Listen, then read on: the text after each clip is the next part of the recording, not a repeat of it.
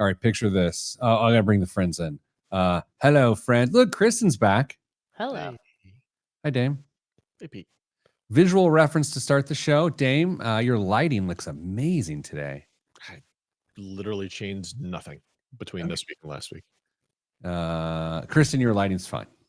It needs some work, but I'm not changing anything because I'm moving. So Last week, I am at a grocery store that I like to go to on Sundays, which just to say it that way makes me sound like an elderly gentleman.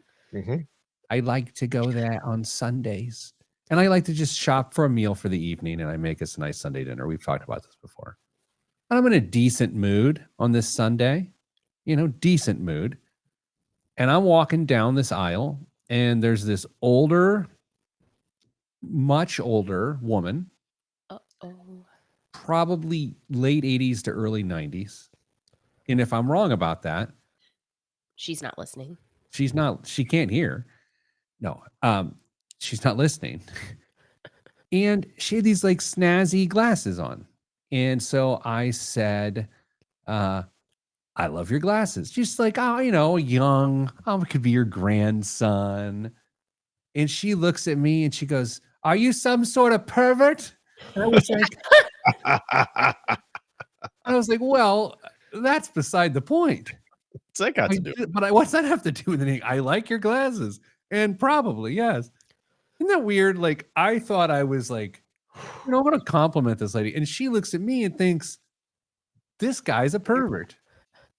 She's watched too many TikTok videos. It's hilarious. Yes. So what's going on? Dane, what's up with you? What's not up with me?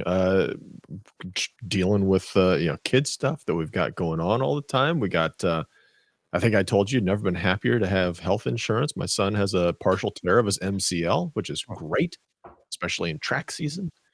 He ran one track event last year and ran 0 meets this year. That's how determined he is to skip track season. Just hurts himself.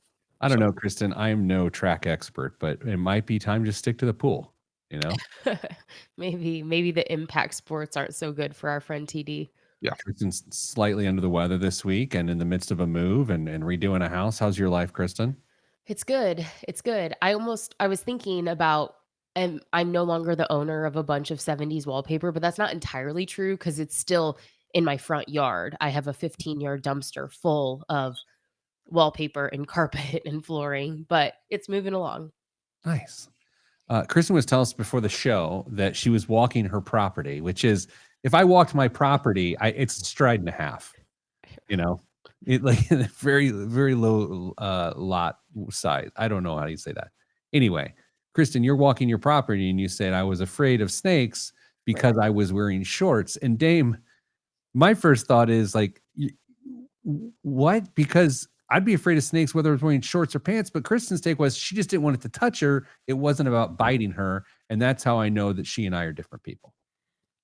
Yeah, if you're scared of bites, you wear longer boots, higher boots, and so you try and protect your ankles and lower legs from snake bites. And jeans are great; they help a little bit for some of the snakes we got around here. But if you just don't want the slithery things touching you, then yeah.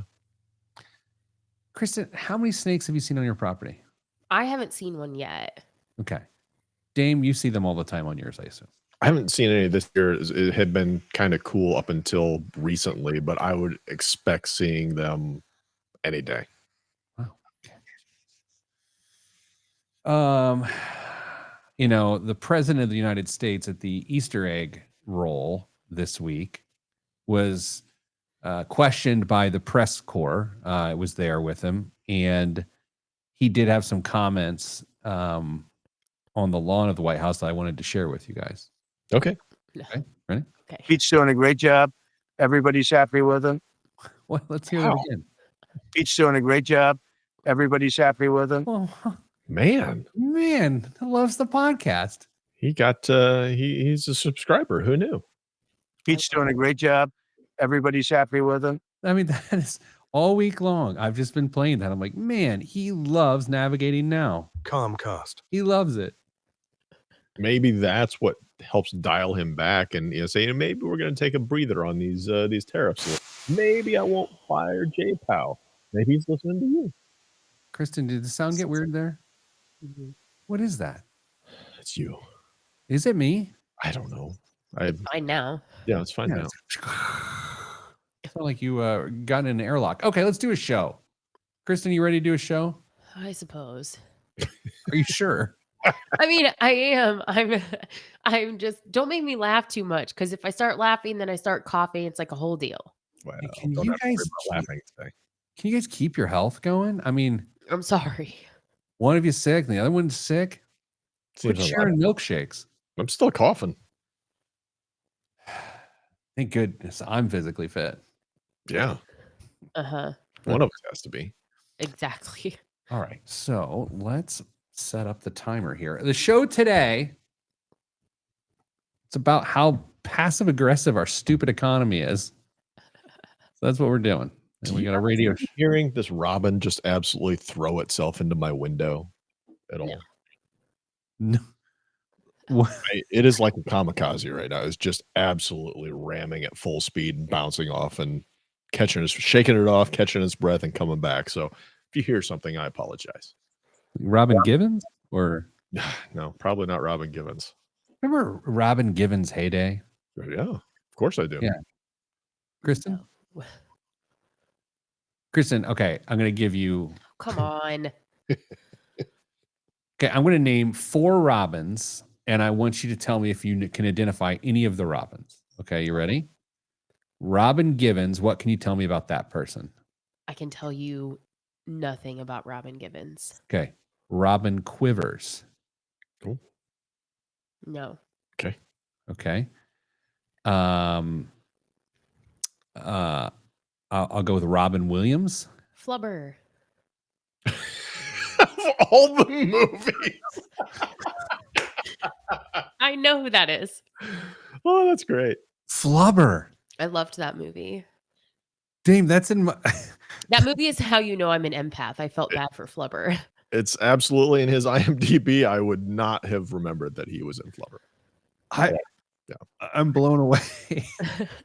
That would have been like not in my top 200 Robin Williams movies.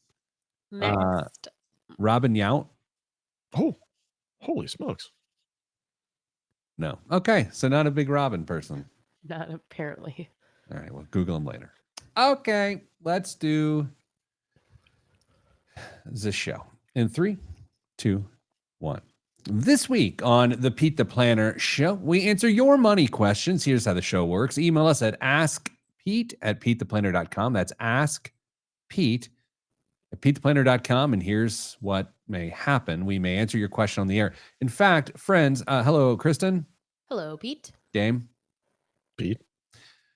We've got a really good email question in the inbox right now, but we're ignoring it because I've noticed recently that while inflation has certainly subsided, and is actually in a pretty reasonable place right now,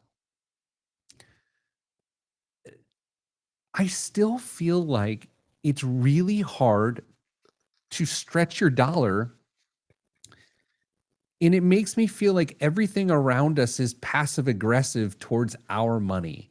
And so what the show today is like, why you don't actually feel like you have as much money as you have, even though inflation's gone down. Because Kristen, the last couple of years, inflation itself is what made us feel broke, right?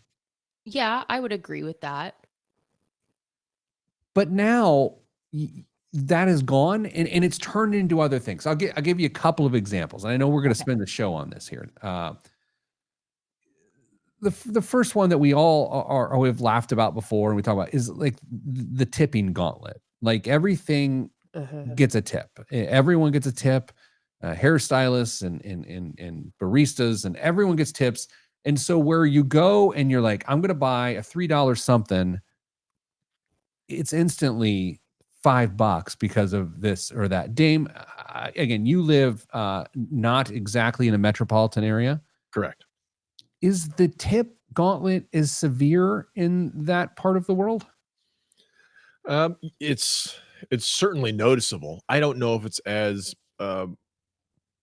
permeating as it is in bigger cities, but you always are asked to tip at the places you would expect to be asked to tip. But once you start getting into some of those marginal transactions, it's not as much as you would think or as you experience when you get to a bigger metropolitan area. Kristen, do you fall for the tip stuff? I have a pretty firm stance on tipping. I think Oh. tipping culture is kind of out of control. And so there are certain things that I will and won't tip for. And you're not going to turn the iPad around and guilt me into tipping. Jiminy Christmas. Okay. I hope they're wearing pants so they don't get snake bit if you're I'm just saying it's out of control. Yeah. So again, we'll talk through these, but I'll sort of list them for a second. So these are the things that make me feel as though I'm spending money so much faster than I intended to. So there's the tip gauntlet, right? Tip culture, service fees, like paying a bill online has a fee. It's like the BMV in Indiana. If you pay online, it's like it's your only option, but you have to pay the fee to pay. And it's like, that adds up. Like you have to pay a service fee. And it's like, well, why? Yeah, I think you can give them your checking account information if you feel like you want to do that, which I don't know why you would to save a couple bucks. Okay, I get it, but I don't know if I just want to put that money out there into even a trusted institution like the Indiana BMV. Yeah. Always. Kristen, when I think about that, service fees, at some point in time, it's you buy a lot of tickets for concerts and stuff. I got to imagine those fees just kill you.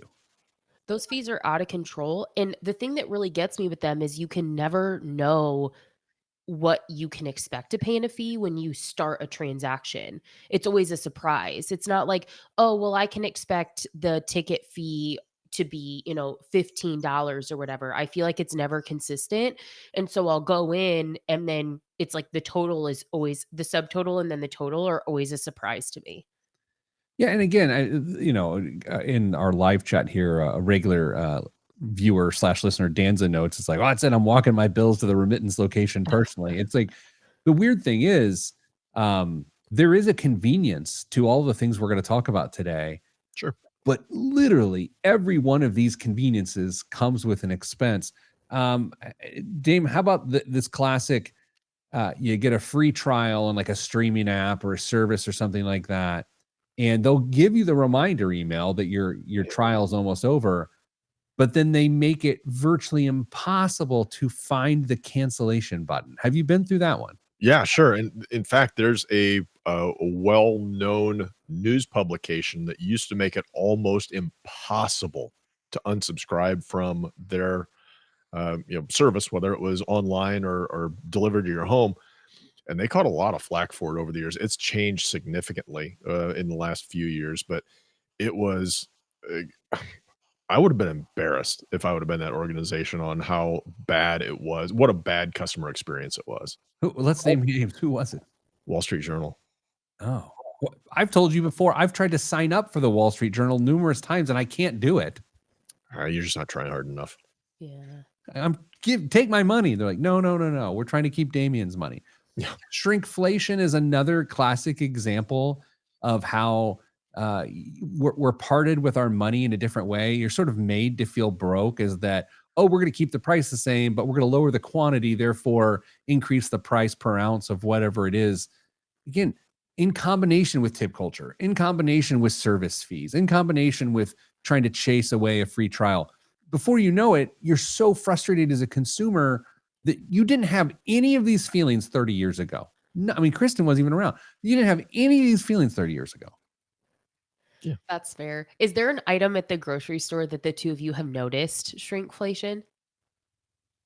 It's a good question. Because I can think of the reason I ask is because like there is one that comes to mind that I have noticed that really grinds my gears. I'm just curious if I'm just like, I need to calm down or if the two of you know too.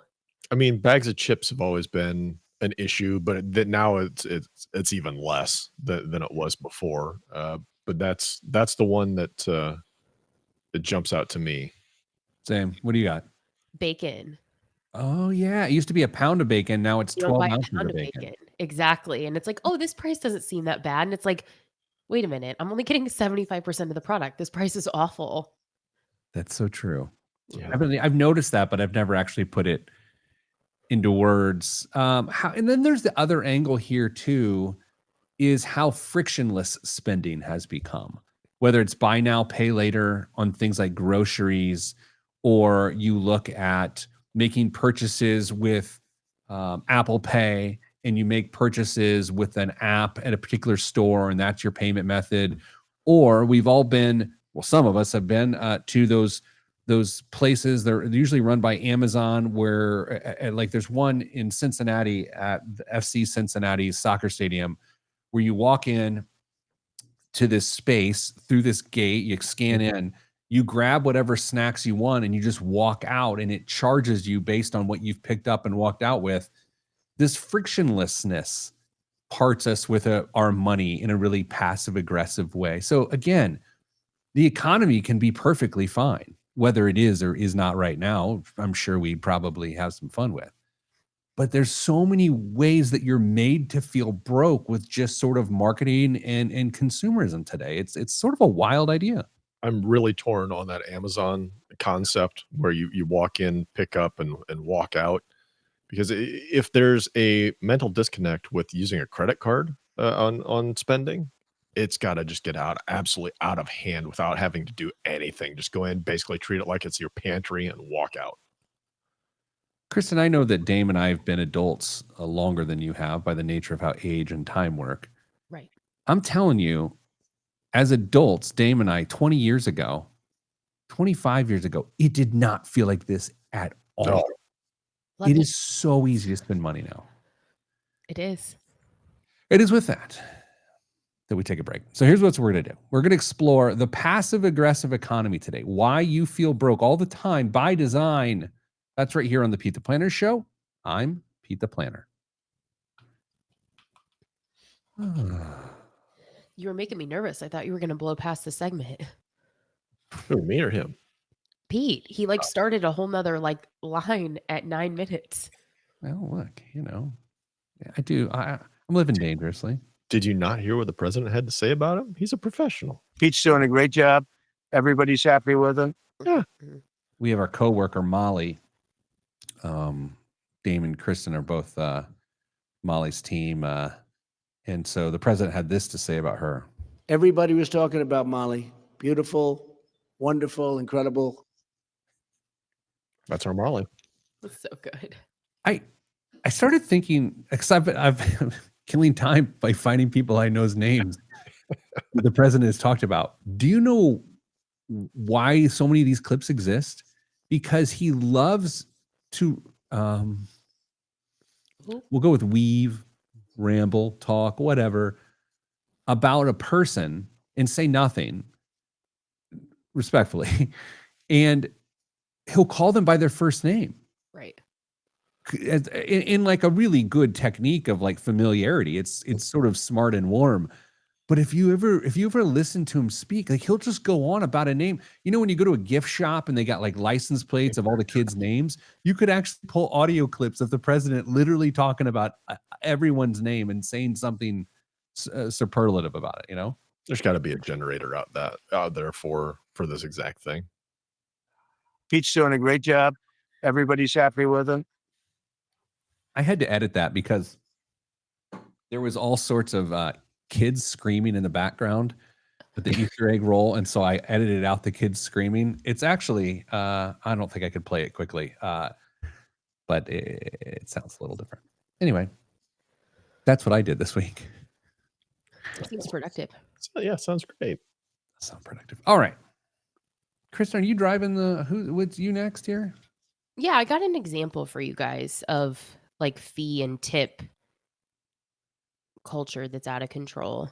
All right. I didn't expect me to be the old man about this, but I feel like I have the strongest opinion about this of the three of us, really. Robert makes a really good point. Me claiming the praise of the Secretary of Defense is arguably stolen valor. Eh.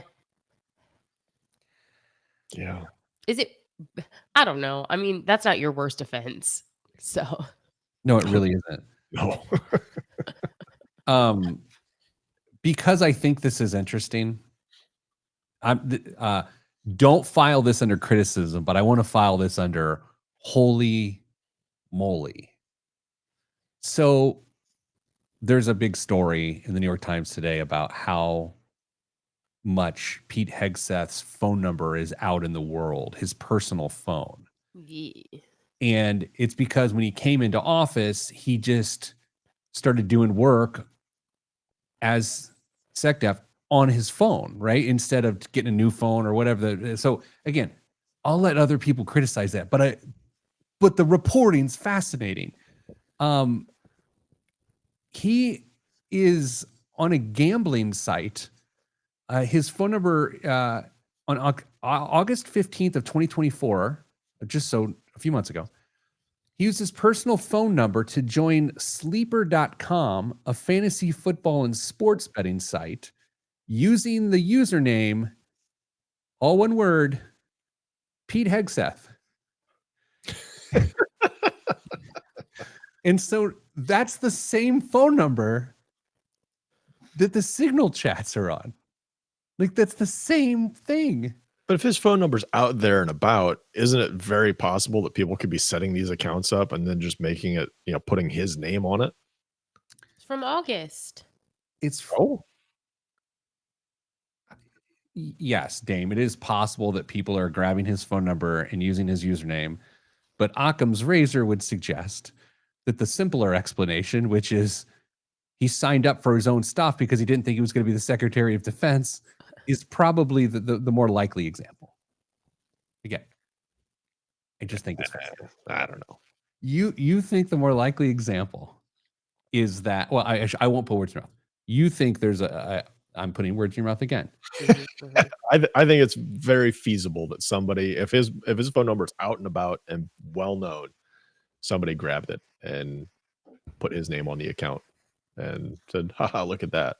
But the point is, August.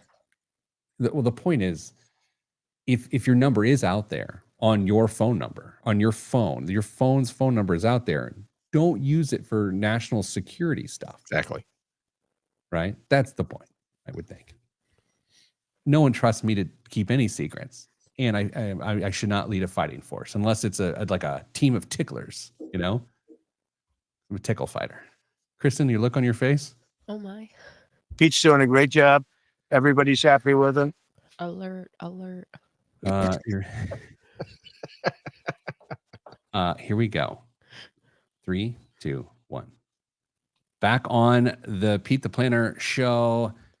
Kristen, we're talking the passive aggressive economy this week. While the inflation is under control, the inflation is under control to some degree for right now. Things have sort of stabilized. People are a little scared about the immediate future economy, but like right now, our personal economies are kind of okay. Yet it feels like it's so much easier to spend money and be parted with your money than it is ever before. And you mentioned that you have a real life example of this for you. I do. So those who are new to the show or maybe haven't listened in a few weeks, my person and I, we purchased a new house. And despite the fact that this house is even more isolated from civilization than the house we live in now, it's still closer to true civilization. So we have delivery options at this house, gentlemen. This has never happened to me before. Wow. Okay. So my mom's there last night helping me, and she's like, I'm really hungry. And my mom's put in a lot of work at the new house. And I'm like, what do you want? And she's like, I could really go for some Chipotle. So just like as a little experiment, I'm curious. We can do this a few different ways, but just like off the top, do you guys want to guess the price difference between going to Chipotle to pick up the order as a percentage and getting it delivered to my home? Okay. I'm going to let Dame guess first because Pete does this all the time and he knows. no, I have done it. Like if we're away from the house and the kids are there and food, whatever. Yeah. I will go with 50% more. to have it delivered to your house versus picking it up yourself? Peach. Yeah, my guess was 35%.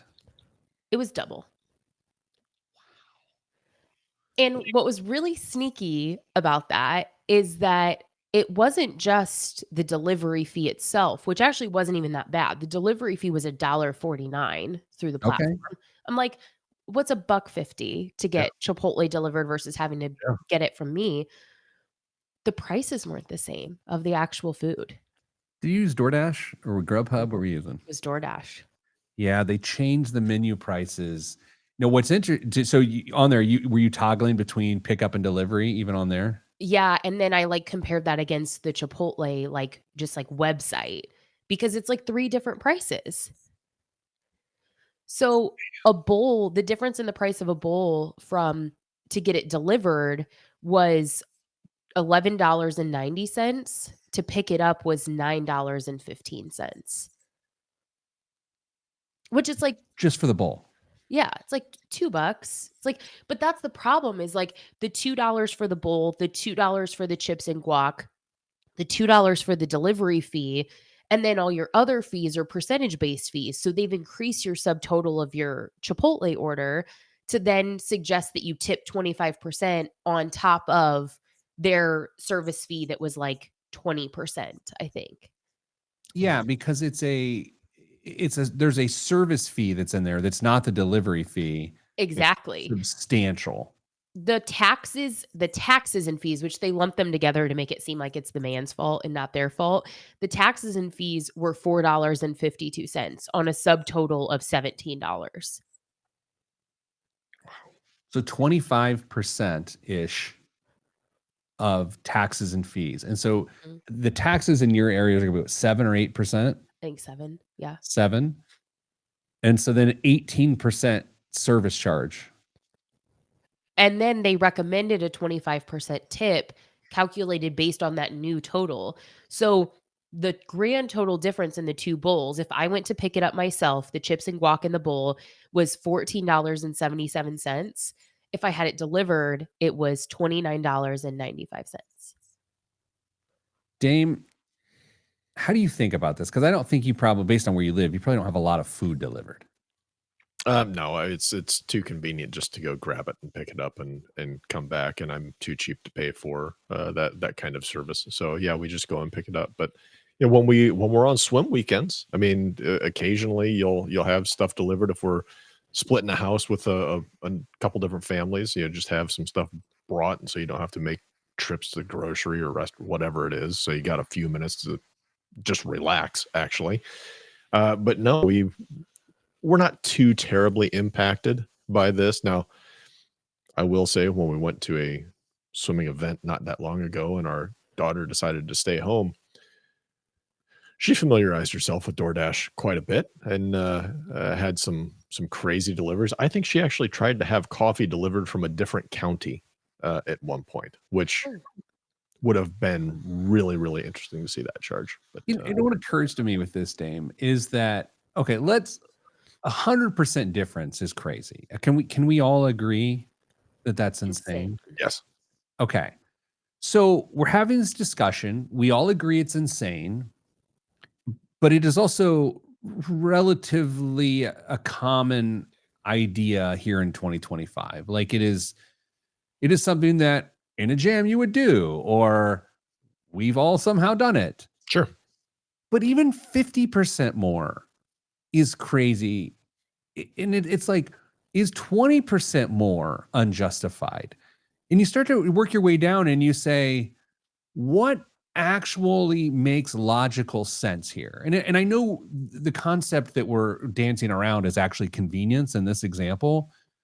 But at what point in time do you have to look at it from a percentage standpoint and not, oh, it's $5? Like, but like, and it's not because we're budgeting with envelopes and we're only eating legumes. It's like at some point in time, this is the issue we're talking about in the passive aggressive economy, is that it seems like every time you go to have commerce, there's a version of this conundrum within the transaction. And we're just talking about delivery, but whether you're in person and it's the tip thing, or it's buy now, pay later at McDonald's. It's there's always some additional way to add dollars to your purchase. And I feel like it's intentionally complicated so they can bury other things in there and make it a little bit more expensive and just wrap it in, like Kristen said, so it makes it feel like it's not their fault. It's just part of the process. Whereas if it was something as simple as a flat fee for certain things, you can make your decision based on whatever, it doesn't cost the driver or the delivery person anymore to deliver uh, a coffee or a coffee and 3 muffins. That should be a flat fee to get that food out of whatever your order is out to your location at that point. Having percentages, delivery fees based on percentages just doesn't make any sense to me. Dame, you have just like opened up Pandora's box because that's how I feel about a lot of tipping in general. Is Oh. like, Oh, here we go. I think in a lot of instances, it makes more sense for me to pay based on like number of trips you've made to serve me. Or to your point, like, does it really matter if I ordered Chipotle for my whole house or if I ordered Chipotle for just my mom? Like, the person that I'm tipping in this instance, the driver, did the same service regardless of how much food they picked up. Whether, I mean, maybe they picked up 1 bag instead of 2 or whatever. But that service that I'm paying for is the same regardless of if I had 5 bowls or 1. We are really getting to the nature and the spirit of what I was hoping to get to today, which is how passive aggressive this all is. Damon, it doesn't stop at servers, No. No. realtors, financial advisors. If you measure your time to do a service, what does the magnitude of the stakes, how does that impact it? And that's the passive aggressiveness. We're all like, oh yeah, but managing $1 million is a lot harder than managing $10,000. No, it's not. It quite literally is not at all, other than taxes. Dame, you were going to say something before I cut you off. Oh, no, you weren't, because we're going to a break. Yeah. That's right. Coming up after the break, Dame has a quiz for us. Dame's data-driven debrief. That's next here on the Pete the Planner Show. I almost did blow by that one, Chris. 10. Got excited. Your dog keeps walking in the background. I know he's really antsy. I don't know what his deal is. Now he's just like staring at me. I don't know. Is he moving with you? You guys leaving him there? Oh God. That's so awful to even joke about. Can he hear me right now? No. I was going to tell him you guys are leaving him there just to see what he would do. He's not smart enough to understand what that means. I'm not sure my kids are smart enough to understand what that means. He's not very bright. Dame, I got can we have grill talk real quick? Yeah, let's do it. Kristen, you grill talk? At first I thought you said girl talk and I was like, is that funny because you're excluding me intentionally? Go ahead. Girl talk. Okay, so listen. Grill talk. I bought an insert for my grill that just makes the whole thing a griddle. Yeah. So it's basically a Blackstone. Nice. I'm obsessed. It's funny you mentioned that because I have tried to see what options are out there, and I haven't really gotten all the measurements to see if I could find one that would fit my setup, but I'm really interested in getting something like that. I've wanted one for a long time, a griddle, a flat top of some sort, but I didn't want a whole other rig. I just didn't. And so then I figured this out, and it's not perfect because it fits perfectly, but it's an ounce inconvenient, but it's amazing and I love it. Kristen, are you guys a Blackstone crew? We have a Traeger. Yeah, that's a whole other thing. It is. And honestly, I would prefer to just go back to just shots fired. propane on a gas grill. Like, I don't need the Traeger, to be honest. Dame, you have your grill tied into a natural gas line? I do. Yeah, so do I. It's the best. That's great. I just leave it on for days. Who cares? Yeah, no, I frack in my yard. I don't know exactly what that means. Have I you, kind of, yeah. have you done smash burgers on that? That First grill? thing I did. Oh, I mean, I'll tell you, thanks to Reels or TikTok or whatever people are doing, I've seen so many videos on how to do smash burgers that they were perfect the first time I did them. nice. Yeah. But they also seem like one of those foods you really can't mess up. You just smash a burger. Yeah. I feel like griddles are great for like brunch. I feel like I see people doing their brunches on the griddle. I'm doing a big breakfast tomorrow, I think. But see, I wanted to do pancakes, of course, right? Because who doesn't want to do pancakes on a grill? But then I felt bad because I'm trying to be physically fit, so I bought the Kodiak protein pancakes, Protein. which I could have just made pancakes and put protein powder. But guys, I'm an idiot. I don't know if this is Or you either of could have just made regular pancakes and just started your breakfast with like a protein shake and then just like ate what you want. You just take a protein shake and eat what you want. I'm Thanks, just saying. thanks for the invite, by the way. Oh, Well, Dame, you're welcome to come over. I get up early, so if I woke up, let's say on a Saturday, 5:45, whatever, Mhm. and you're in my house, be amazing. We can hang out. I've never stepped foot in your house. I don't even think I was allowed on your porch the one time I stopped by. We're allowed on my porch. You just didn't come on my porch. Well, I had to ring the doorbell to let you know that there was no. I didn't even ring the Okay. doorbell. I was gonna set the bottle. I mean, whatever I was leaving there for you, and just sneak away. Was that COVID times? Yeah, Yeah. So we couldn't. We didn't know. we had to be separated anyway. Oh. I've not spent any time recently really thinking back to the habits you formed during those times of like distancing or your groups you hung out with, like, and going back and truly questioning, like, was that actually all stupid? Like, was it all, I'm sure some of it you can just, let's just say half of it was just dumb. You guys have mocked me before for taping my pant legs when I went to CVS. Mhm. But half of it's real dumb, right? And then the other half is either also still dumb or maybe some of it helped. I mean, don't know. I think the thorough hand washing the kick that you got on for a while, it's great. I nothing wrong with that. But there were some things that were kind of like, I think Pete's losing it, folks. I don't know what we're gonna do Pete's doing a great job. Everybody's happy with him. now. But like we would wipe down our groceries. I remember we would get like cereal boxes. We would take disinfectant wipes, wipe down the cardboard of the cereal box, and then pull out the inner bag and then set the inner bag in the pantry. And I was just like, I have a partner in this, by the way, so I can't say that these are all of my decisions. I was just like, what do can I just die? Like, I don't know what's happening, because none of that was mattered, right? Nope. And I don't want to get. I open all these can of worms myself. I don't want to get into the mask thing because then that's a whole thing too. Because that became like a social thing. But then on some level, I'm like, man, this is a really not fine cotton mask. It was literally it had a Pacers mask, and it was just like Pacer, go Pacers on my face, and I'm just breathing droplets right through it because it was cotton, kind of porous.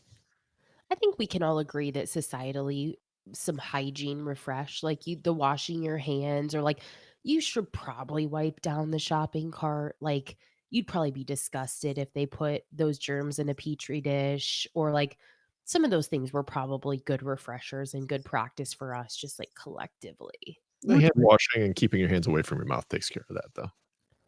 But people don't do that. Well, we've talked men's restroom on this show. Right. At least 30-40% of those dudes just like do the biz and roll out. Like there's no cleanliness there. I will say, even knowing that, and I'm a bit of a germaphobe, not crazy, but a bit, I don't wipe down the cart handle at the grocery store. Gross. But I do hand sanitize right when I get in the car. Well, that's fair. it's all like it's almost like theater, Yeah, whole yeah. right? It's like security theater. What do they call that? Is that something like TSA. that? TSA. We're really with this topic, Kristen. We have really rolled into Dame's wheelhouse. Look at him; he's perked up. Yeah, he's having a great morning. Like he was uncomfortable a bit with Pete Hegseth really did put his phone numbers out there, and Dame was like, no, someone else did it. And he was like, oh no. And then we get to this, he's like, masks are stupid. And Dame's like, yeah, so we did it. I'm back. I'm Dame comfortable. made it. I'm comfortable again. Gosh. I mean, look, I'm just willing to share how I feel about it. I felt like by wearing a mask, I was actually helping in some way. Like it made me feel like I was doing everything I could to help in the moment. Whether it helped or not, I don't know. But boy, it made me feel like I was helping. Yeah. Dane would argue this was by design and control. I don't necessarily feel that way, but I did feel like I was helping. Well, that's all that matters, Pete. See, there's the Dane we love. Look at him. It's so fun. Okay. Where are we? Oh, Dame's data-driven. Yeah, I got a quiz for you. Yeah. I'm nervous. In 3, 2, 1. Back on the Pete the Planner show, talking the passive-aggressive economy. How is it that in today's world, where right now, in the moment, the economy might be headed for a rocky place, maybe it's not, but literally right now, like right now, like in this moment, if you go, everything's kind of okay. Inflation's okay. Unemployment rate's okay. Everything's okay right now. But your money just flies out. And sometimes it's consumer habits. Sometimes it's the entire apparatus around consumerism, fees, tips, buy now, pay later, all these different things. Dame, you dug deep this week into some data. And what did you find for us? It makes it feel like I don't do my job on a regular weekly basis, the way you phrased that. Kind of. This is your job. The Wall Street Journal, aforementioned Wall Street Journal, had a quiz just this week on tipping culture. And I'm going to go through this quiz. And I want to get your opinions on how you view certain scenarios. How much do you tip? Do you tip at all? And let's see where we fall. See if we can come to agreement or if we have some different opinions on these. So the first scenario, you get 2 cappuccinos to go along with a muffin. 2 cappuccinos along with a muffin. Your options are no tip, 15%, 20%, or 25%. Kristen, do you want to go first? Here, before we get going, you and I are going to be on 2 different sides of a coin here. We realize this, right? So should we say our answer and then justify it? Because I have what I think is a really good explanation, but I'll just say I'm not tipping. Yeah, each of you do answers first, and then we go from there. 2 cappuccinos and a muffin To go. Oh man. Shouldn't be this hard, Pete. What my choices are: nothing, 15, 0, 15, 20, or 25. I'd probably give a couple bucks. I'd give $2. That wasn't an option. Thanks for playing along. But okay, I'd give $2. It was 0, 15%, whatever. All right. What would you do? No tip. Okay. Let me justify this. Please do. There's 2 rules for me. Did I have to stand in order, and did I have to pay before I got my food? If both of those things were true, I didn't tip. The exception to that rule is I do have a semi-regular coffee shop, and those girls are wonderful, and I do tip when I go there. But like for the most part, no. Okay, so we can mix this up a bit here. What's weird is if this was like Monon Coffee Company in Broad Ripple, so for those non-Indianapolis people, sort of a small little area, and it's a local business, I would tip. If I'm a Starbucks, I probably won't. Ooh. That's fair. Okay. Yeah. Okay. Next scenario. You have a sit-down meal at a restaurant with a bottle of wine. No tip, 15%, 20 or 25. 25. Peter Dunn? 20. And the reason I would do 20 over 25 is I don't want to pay an extra tip because the wine drives the price up so much on the bill that it's unproportionate to the work done. So I'd go 20% if it's a bottle of wine, or unless we're placed, to Kristen's point, you go all the time, you know the server, you're probably doing 25. I think that's fair. I would be somewhere between 20 and 25 for very similar reasons, probably leaning towards 25. That's interesting. So you guys do take alcohol into all alcohol, or are you saying because a bottle of wine is more expensive, that's when you would consider it? Or is it the alcohol versus the food? If it's just for me, if it's just like Mrs. Weiss and I each have a drink, I don't really factor that in. It's just part of the meal at that point. But if you get a bottle, just so overpriced in those situations that it's not equivalent to, in my opinion, for the amount of services provided. So I might back it off a little bit, but 25% I've got no issues with. Yeah, let's do round numbers, and feel free to judge me for these round numbers. Let's say you go to dinner and you get $100 bottle of wine, okay, and then you tip on that 25%. It's now $125 bottle of wine, and if it were a bottle of tap water that they filled into the old wine bottles, they would bring it over to you just the same and set it on the table. And that's $125 difference in my estimation. So that's why if I'm buying wine, I tend to go closer to 20%. Now, if you've had 2 bottles of wine, does this all go out the window and you're probably just getting generous anyway and tipping whatever you want at that point? Well, I'd have to tip the paramedics to drag me out of that place. All right, next scenario, you have a sit-down meal at a nice restaurant, but the service is bad. Like how bad? How much wine have I had? The image they had was a tipped over glass of wine with it just spilling everywhere. So it was pretty bad. I'm still 20%. Absolutely not. I knew this is where we were going to disagree. All right, let's hear it.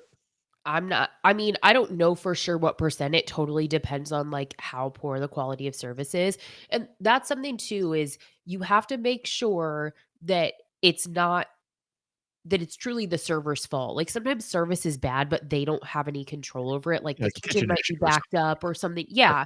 But if like it is clear that it is server issue, I am not afraid to not tip.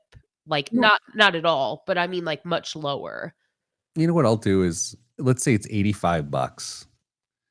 I'll double the 8 instead of rounding the 85 up to 90 and doubling the 9 on a 20% tip. You know what I'm saying? Okay. Yeah. So it'll be a $16 instead of $18 when it should really be $17 at 85. For bad service? Yeah. I don't, Dame, what would you do? Probably do like 10-ish%. 10. I was thinking like 10 to 15, but that's so rare. Like, Yeah. Oh yeah. I count the number of times on one hand I've probably done that. And I've always gotten grief from it from Mrs. Weiss when I do it. Dame, can you be as honest as you're willing to be with us right now? Of course. Have you ever, instead of leaving gratuity, you left a message written in the tip section that said something to the effect of, write down my order next time, or something like that, something pithy? Third horse, fourth race at the Downs. That's your tip. Third horse, fourth race at the Downs. Oh, I didn't get the reference there. Man, is that what it feels like when my jokes fall flat? Like, Yes. Yeah. oh, I've seen somebody do that, actually. It wasn't me. I've seen somebody do that. You were in the dinner party? Yes. That's uncomfortable. Yes. I've never done I that. left money on the table. Yeah. I've done that before too. Yeah. You've written third horse in the fourth post? Or... No, I've tipped to compensate for like if I'm in a big group and I'm like peeking around to see what other people tip, to make sure that a server is compensated appropriately, then I will like go back after the fact and like put cash on the table or tip more on mine to compensate for someone who didn't. Dame, do you have more for us? I have one more. And we got to hit it because we've talked about this. You have a sit-down meal at a restaurant, and the bill includes a credit card charge. I hate that. We've talked about that? We just talked about. We alluded to it in the last segment a little bit. I don't think I've ever at least noticed that. Really? I've never looked for that. I think that's a small town thing that there's a cash Maybe. card price. Wow, I didn't know this. That happens a lot of places that I go is if you pay with cash, here's your price. If you pay with card, here's your price. Look at us learning. So the question was, do you tip? No tip, 15, 20, 25. Oh, yeah, whatever. Yeah. Oh, there it is. Do you guys take tax out before you tip? No, I tip on the full amount. Yeah. I think so. Coming up after the break, biggest waste of money of the week in the news. I'm Pete the Planner. I always feel like I should take tax out because why am I tipping them Right. Sure. on the taxes I pay for the new local sports stadium? You know, I think it's a totally reasonable So approach, but I'm just too lazy to go a couple lines up and look at the total of the food. so that Visa can get more money. when there's an 18% required gratuity because you have a party or 6 or more, I how hate do you that. handle tipping beyond that? That's such a frustrating thing for me. But usually I throw something on there that gets to the amount that I would want them to be tipped anyway. Just do some quick math and make it happen. Same. And then I don't go back to that restaurant. Kristen, I want you to think about this for a second. I'm asking you a really hard question. I'm going to put you in a difficult spot here. Careful, my Okay. brain's fragile. Okay. Who walks around more peed off? Why did I didn't want to say pissed. Yeah. I don't know. Kids listen. We can let our kids say that. Anyway, who walks around more angry at daily things that are happening to them and around them? Me or Dame? Dame. Okay. I agree with that. Dame, do you agree with that? Yeah, I got no problem. It's probably true. It's probably right. But I think the difference is that Dame is maybe a little more like me, where like something kind of like flares your temper, but then you're kind of over it.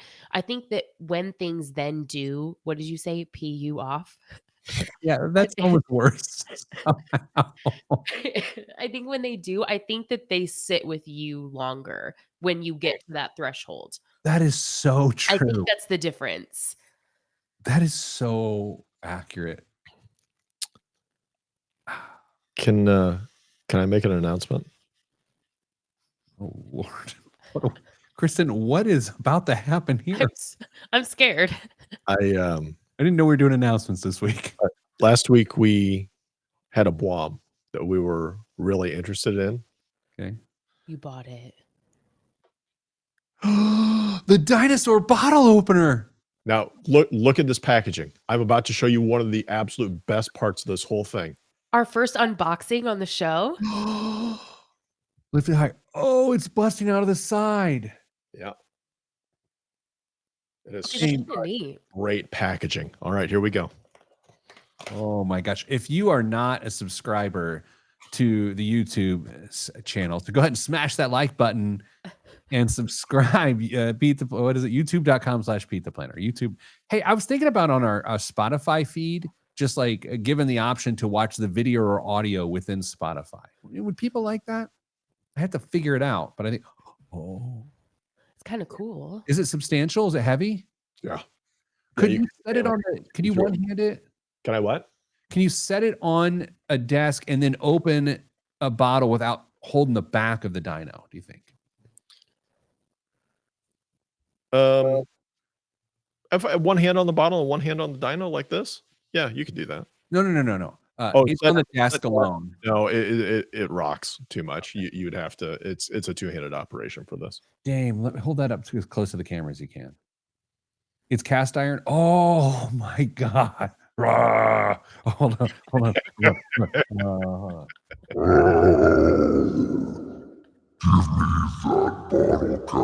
That's so great. It's an absolute waste of money, and it's wonderful. How much was it? It was cheap, right? $40.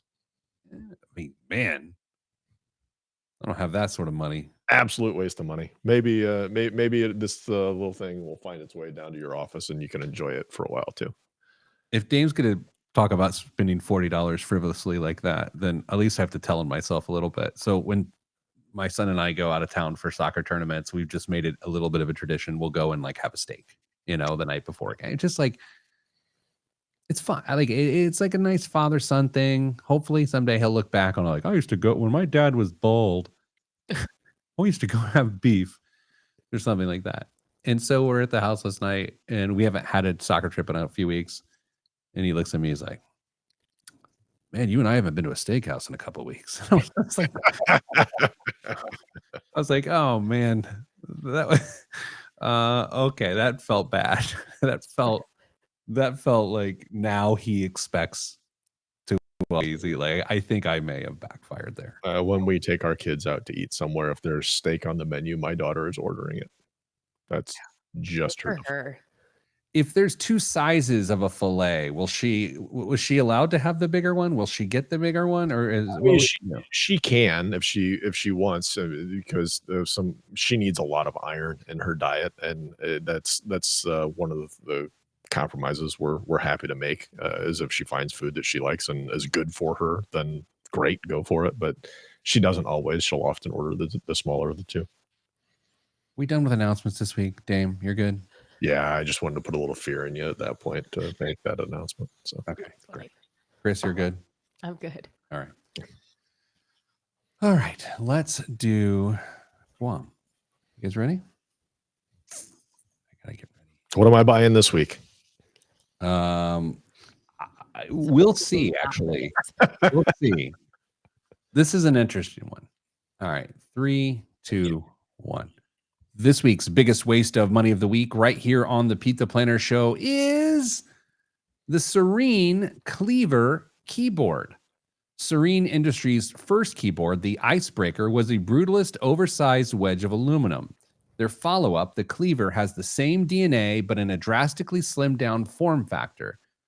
Thanks to an overmolded silicone core that acts as non-slip feet, protects the electronics, and improves the sound signature, it packs full-height Hall effect switches, yet feels like a low-profile keyboard. The chassis is machined from a block of 6061 aluminum, as are the keycaps, which have 1,204 tiny perforations to allow the LED backlighting to shine through.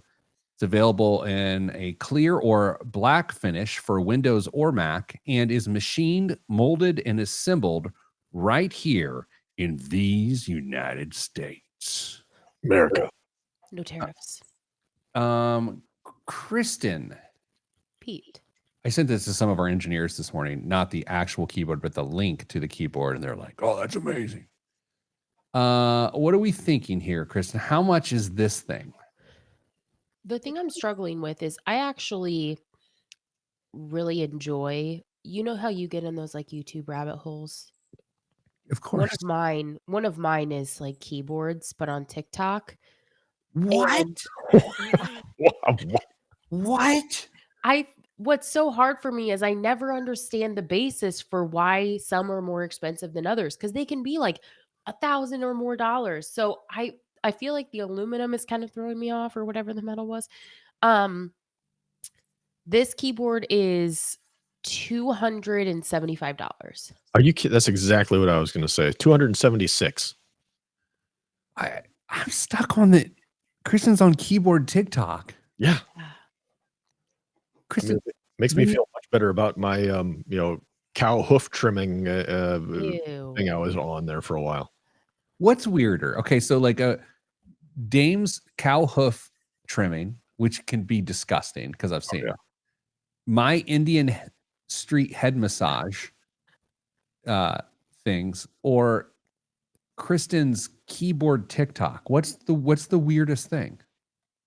The head massages. Nah, keyboards. Keyboard TikTok. Dame, what do you think? Oh, you've guessed. Keyboard. Oh yeah, I was gonna say 270, but in the spirit of the game, I'll up that and say 365. $650. Dame, what's in the news this week?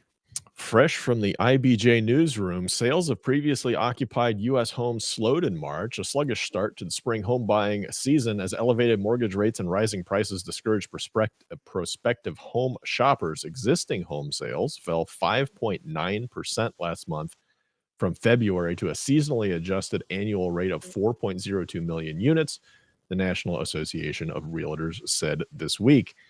The March sales decline is the largest monthly drop since November of 2022, when sales fell 6.7% from the previous month. Sales fell 2.4% compared with March of last year, and the latest home sales fell short of the 4.12 million pace economists were expecting. Locally, things aren't necessarily any better. They were down around 2.2% in central Indiana. Kristen, as the only person to buy a house this month on the show, Right. and possibly in the state of Indiana, why do you think homes have slowed down? Do you think it's interest rates? Do you think it's concerns about the economy? Why do you think? I think it's interest rates. I think it's several factors. The threat of the return of student loan payments. I think that it's continued access to buy now, pay later, and potentially threats of including those types of things on our credit. I think it's the increase in the interest rate environment for like variable rates, like your credit cards. I think it's squeezing people out of the home buying market. And that's why we're seeing a decrease, is like people are kind of being forced out of the price points that they thought that they wanted. So they're just stepping out of the game. Dame, do you anything to add to that? Not really. I think it's just a bunch of economic uncertainty that people are dealing with, and they're waiting to see where things shake out before they want to commit to a 15 or 30-year obligation. You know what I keep thinking about? Of like, I could argue seriously and mean it that you should buy a house right now, and I could also argue that you shouldn't buy a house right now. And I don't know which one's actually right. Like, if you believe that however long the tariffs take, there's gonna be supply chain disruption in material increases in terms of expense. So whether you're buying a new home or building a new home, I should say, or buying a used home that has to be repaired to some degree, and then you're subject to those materials, you could argue that even though interest rates are high right now, when those shake out, if those shake out, the timing of how the supply chain gets thrown out of whack would actually be worse than the high interest rates. Like, do you know what I mean? Yeah, I mean it's not out of the realm of possibility, but man, I just like you could probably make I think you could probably make a more logical argument to not buy a house right now, but yeah, there's an argument too as well. I saw something about the supply chain disruption this week, and I want to run it by you. I read this. Don't know if it's I don't know if I buy it, but I think I might. It said, okay, so it takes a container 30 days to get from China shipped to LA. Okay. A 30-day sea voyage, which was oddly enough the name of a garage band I was in middle school. And then it takes 45 days for that. I don't know what to call things. Freight. I mean, I don't know. Freight to get to Chicago or New York. 45 to Chicago, and then or whatever to New York. So we won't actually see the impact of the initial tariff blast until like the second week of May in LA, when there's fewer cargo ships coming in, therefore fewer trucks leaving. And then it will kind of go across the country as those supplies and things get delivered west heading east. And then the real impact on like New York would be like 60 days past that. And so the argument is you would see a wave of supply demand issues going across the United States over a series of days and weeks. And I was like, I kind of get that, Dame, does that track with your brain, or is it just Friday and mine's fried? I mean, maybe, but I'm not gonna say that manufacturers are going to be quite that gratuitous, and I think they'll start bumping up their costs or their prices as soon as they start feeling the impact of the cost, whether or not those actual products that have the tariffs on them are in our stores to be bought or not. Yeah. Kristen, does that thing start to make sense or not really? I mean, as you're talking, does it feel like maybe it makes sense? Yes. But at the same time, I'm thinking this feels kind of archaic. And to Dame's point, why aren't I would just expect manufacturers, retailers, whatever, along the way to just be increasing the rates like immediately. They're not like waiting for the New York impact versus the LA impact.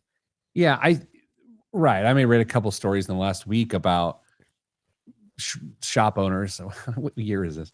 Shop owners, local shop owner, just increasing prices because they've got a built-in excuse to do it. And I'm not blaming them for that because they're going to take a lump sometime sooner rather than later. Yeah, I guess maybe the best way I wanted to say this is I wonder when the true pass-through economics of all this starts to really happen. I think that's what I'm trying to measure. The actual, not fear, but the dollars and cents of it all. So did we just do one news story in this segment? Do we do two? Two. Nobody knows. We did it. We had a show. All right, everybody. Well, this was fun. Kristen, thanks for being here. Glad you're back from becoming a homeowner. Damian Dunn, thank you as always for your contributions. And for all of you, thanks for listening. Sending you good vibes because good vibes are all that's in the budget. I'm Pete the Planner. This is the Pete the Planner Show. We did the real estate story. And did we do the second one? The ship.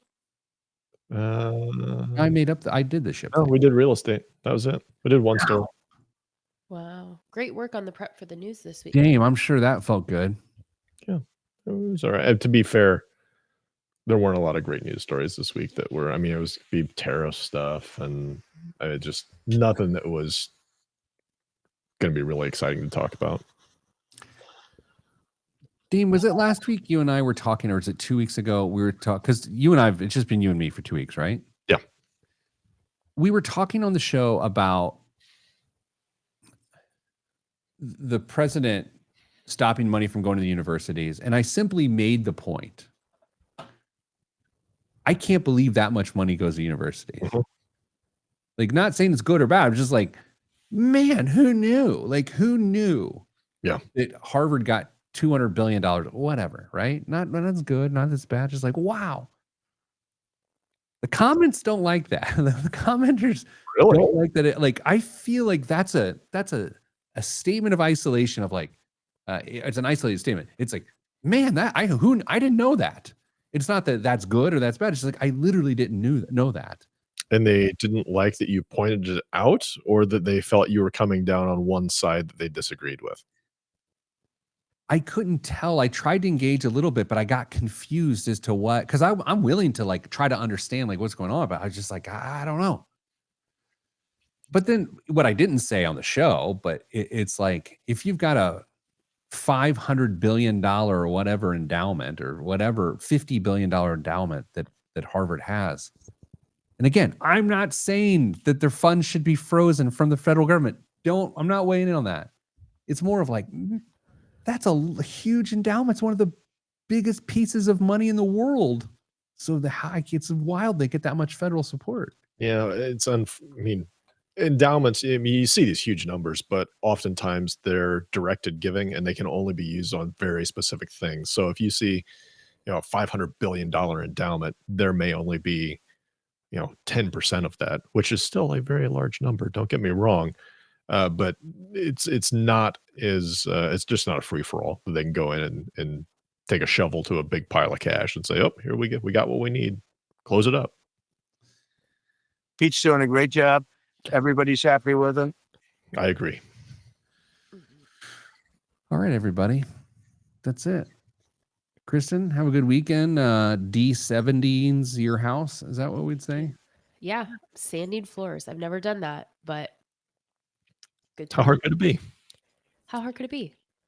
Dame, good luck with dad.